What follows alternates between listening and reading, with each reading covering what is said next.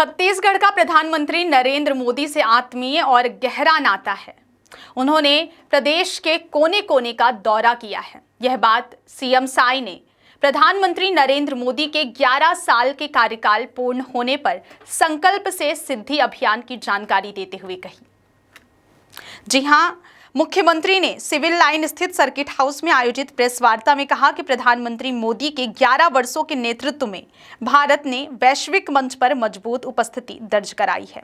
देश आज चौथी सबसे बड़ी अर्थव्यवस्था बन चुका है और जापान को पीछे छोड़ चुका है। जम्मू कश्मीर में ऐतिहासिक निर्णय हो या महिला सशक्तिकरण की दिशा में उठाए गए ठोस कदम, हर क्षेत्र में अभूतपूर्व कार्य हुए हैं। इसी कड़ी में सीएम साई ने आगे कहा कि पीएम मोदी की गारंटी पर देश की जनता ने भरोसा जताया है। आइए आपको भी सुनाते हैं पूरी प्रेस कॉन्फ्रेंस। देखिए, आप सबको भी मालूम है और हमको लगता है पूरे देश को मालूम है कि जितनी भी जो भ्रष्टाचार 5 साल के अंदर में हुआ, चाहे वो कोयला में भ्रष्टाचार हो, चाहे आपका आबकारी में भ्रष्टाचार हो या बीएससी में भ्रष्टाचार हो, डीएमएफ तक की राशि में भ्रष्टाचार हुआ, महादेव सट्टा ऐप में भ्रष्टाचार हुआ और सबकी जांच एजेंसियां कर रही हैं और जो भी दोषीदार पाए जा रहे हैं वो दंडित हो रहे हैं। ये सब आपको भी मालूम है और पूरे देश को भी मालूम है। और आज हमारी प्रदेश की सरकार भी करप्शन के मामले में जीरो टॉलरेंस की नीति अपना रही है। और देखिए, उनके कथनी में हमको तो कोई तर्क दिखता नहीं है। कांग्रेसी झूठ बोलने में इतने पीएचडी के होते हैं कि उनके चेहरे में सिकन तक नहीं आती है।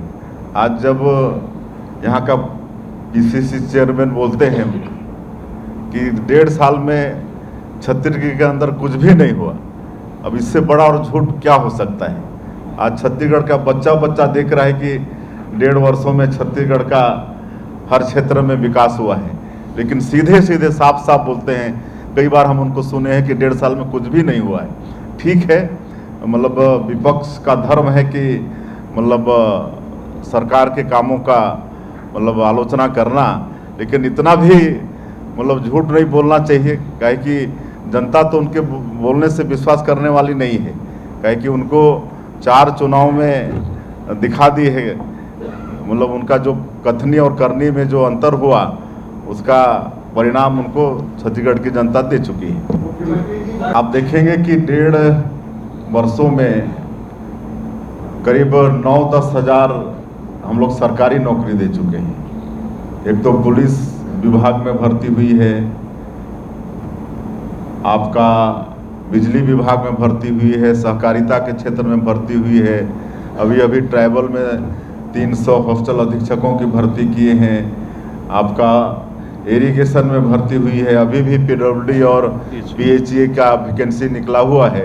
अभी 5000 शिक्षकों की भर्ती हम लोग फिर करने जा रहे हैं। तो इस तरह से लगातार भर्तियां भी निकल रही हैं। और जैसे मैंने कहा कि अभी 5.5 लाख करोड़ का हम लोग को नई उद्योग नीति लागू करने के बाद इन्वेस्ट प्रस्ताव मतलब आया है, उसमें भी हम लोगों का ज़्यादा जो रोज़गार पर है, उनको बार हम लोग बोल रहे हैं कि आप लोगों को रोज़गार देना पड़ेगा, स्किलिंग कराना पड़ेगा। तो इस पर विशेष हम लोग का जोर है और आने वाले समय में लाखों हमारे लोगों को रोज़गार मिलेगा। और इसके अलावा भी और हम लोग कई और भी प्रयास कर रहे हैं। जैसे आपका महिंद्रा है, जो कम पढ़े लिखे लोग हैं, 8वीं हैं, 10वीं फेल हैं, 12वीं फेल हैं, उनको कोई सरकारी नौकरी नहीं लग सकती, लेकिन वो मैकेनिक बन सकते हैं। तो महिंद्रा के साथ वो सब भी हुआ है। ITI जो है हमारे करीब हर विकास खंड में, उसको और हम लोग सशक्त कर रहे हैं। इस साल के बजट में सैकड़ों करोड़ का प्रावधान किए हैं और उसमें फैकल्टी भी हम लोग बढ़ा रहे हैं। और ITI जो हमारे हैं वो मतलब ग्रामीण क्षेत्र के बच्चों को हम लोग प्रशिक्षण देके उनको रोजगार से जोड़ने का काम ये सब भी कर सकते हैं। मंत्री, एक विनम्र अनुरोध है आपसे, एक मिनट विनम्र अनुरोध है। ये जो आज की प्रेस वार्ता है मोदी नहीं, बिल्कुल हम लोग उनको तो ऑनलाइन ऑनलाइन पेमेंट है। महतारी बंधन में हाँ, महतारी बंधन का ऑनलाइन पेमेंट है। आपका आजकल तो हम लोग जो मितानिन है, मितानिन जो स्वास्थ्य के क्षेत्र में निचले स्तर में काम करती हैं, 70,000 मितानिन भी है, उनको भी ऑनलाइन पेमेंट कर रहे हैं। पहले लेट होता था, कभी कभी बीच में लीकेज भी हो जाता था, लेकिन वो लीकेज भी बंद कर दें और ऑनलाइन मितानिन को दे रहे हैं। आपके किसानों को उनके धान का कीमत देते हैं। आजकल तो जितना जो हो रहा है सब ऑनलाइन कर रहे हैं। इतना तक कि तेंदुपत्ता का जो राशि है, तेंदुपत्ता की राशि भी ऑनलाइन दे रहे हैं। देखिए, पर्यटन, आपको हम धन्यवाद देना चाहेंगे, आप पर्यटन के लिए चिंता कर रहे हैं। छत्तीसगढ़ में अपार संभावनाएं हैं पर्यटन के क्षेत्र में, और उसमें बस्तर सरगुजा में और ज़्यादा संभावनाएं हैं। बस्तर तो स्वर्ग कह सकते हैं, लेकिन सबसे बाधक ये नक्सलवाद था, और अगले साल 31 मार्च 2026 तक इसको समाप्त करने का हमारे माननीय प्रधानमंत्री जी और गृह मंत्री जी ने ठान ही लिया है। उसके बाद ये बस्तर स्वर्ग हो जाएगा। वहाँ आपका चित्रकूट का जलप्रपात है, तीरथगढ़ का जलप्रपात है, कुटुमसर है, 5,000 वर्ग किलोमीटर में फैला हुआ आपका अबूझमाड़ जैसा डेंस फॉरेस्ट है। आपका धुड़मारास जो गांव है, 60 देशों में जो अंतर्राष्ट्रीय पर्यटन संस्थान है, अच्छा गांव के रूप में आपका धुड़मारास को चुना है। कितने मतलब ये सौभाग्य की बात है छत्तीसगढ़ के लिए, कितने देशों में हमारा धुड़मारास, वहाँ पर होम स्टे होता है। होम स्टे मतलब जो फॉरेनर आते हैं वो 2-2 महीना 4-4 महीना गाँव वालों के घर में, होम स्टे का मतलब होता है कि घर में रहते हैं, उन्हीं के साथ मतलब महीनों रह जाते हैं, उनके साथ नहाने जाते हैं, खेतों में काम करने जाते हैं, जैसा वो खाते हैं वैसे ही खाते हैं। तो ये पर्यटन को हम लोग नई जो औद्योगिक नीति है उसमें शामिल किए हैं, मतलब पर्यटन को उद्योग का दर्जा दिए हैं।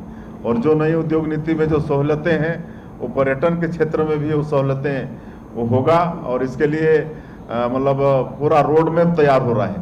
कहे कि हम जानते हैं कि पर्यटन के क्षेत्र में हम ज़्यादा लोगों को रोजगार भी दे सकते हैं, और इसमें पर्यावरण की भी रक्षा होती है और प्रदूषण से भी बच सकते हैं। तो इस पर बहुत सरकार का निगाह है। सर मेरा एक सवाल है, सौरभ जी क्या है, सवाल बहुत है, समय कम है, एक आध दो सवाल लेके खत्म करें। सर एक ही सवाल, सर आपने कहा कि देश जो है नक्सलवाद से जुड़ा हुआ है। हाँ, केंद्र सरकार और राज्य सरकार का विजन इस पर दिख रहा है।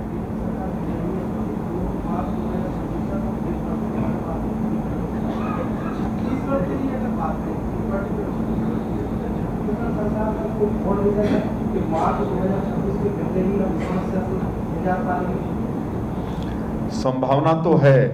जिस तरह से हमारे जवान जिस उत्साह के साथ नक्सलवाद के खिलाफ में लड़ रहे हैं, और बड़े बड़े इनके जैसे आपका बसव राजू है, एक तरह से इनका सबसे हेड था, पोलित ब्यूरो का सदस्य था, तो उसका न्यूट्रलाइज होना एक तरह से नक्सलवाद का कमर टूट जाना है। उसके बाद लगातार सुधाकर जैसे और भी जो बड़े बड़े इनके केडर हैं उनका न्यूट्रलाइज होना निश्चित रूप से कह सकते हैं कि आतंकवाद अंतिम सांसें ले रहा है, और हम लोग इसको तो ख़त्म करेंगे ही, लेकिन इसके अलावा जो क्षेत्र जो वर्षों से मतलब विकास के दृष्टि से पिछड़ा हुआ है, तो आज लगातार सुरक्षा कैंप भी खुल रहे हैं, और उसके माध्यम से हम लोग एक नियत नेलानार योजना, ये गोंडी भाषा में है, हिंदी में इसका अनुवाद है आपका अच्छा गांव आपका सुंदर गांव।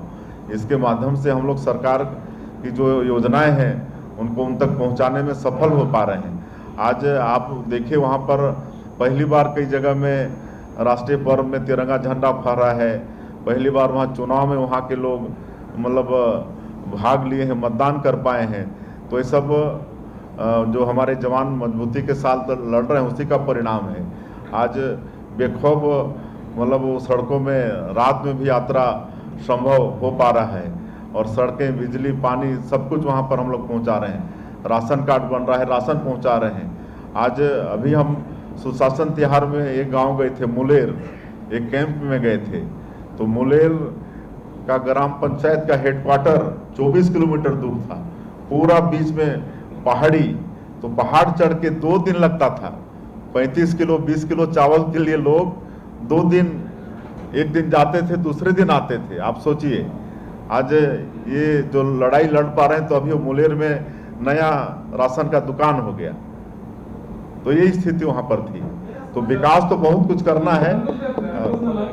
समय कम है, सौरभ जी लास्ट वन जी हाँ विकसित भारत का अमृत काल की बात हो रही है। सेवा सुशासन गरीब कल्याण की 11 साल की बात हो रही है। नगर निगम आयोग और मंडलों में सर 2 प्रश्न एक साथ चल रहे हैं तो समझ में आएगा ही नहीं ना। देखिए क्या है, आज ये तो 31 मार्च 2026, ये तो पूरे देश के नक्सलवाद के लिए ये उन्होंने ठाना है, लेकिन डेडलाइन, लेकिन सबसे ज्यादा नक्सलवाद आज छत्तीसगढ़ में है। आज करीब आपका 77% नक्सलवाद आज छत्तीसगढ़ में है, और 23% नक्सलवाद जो पड़ोसी राज्य हैं वहाँ थोड़ा थोड़ा है। आपका झारखंड, उड़ीसा, आपका आंध्रा, तेलंगाना, महाराष्ट्र, मध्य प्रदेश, इसमें थोड़ा थोड़ा है। ज़्यादातर 70 से ज़्यादा प्रतिशत आज छत्तीसगढ़ में ही बचा है।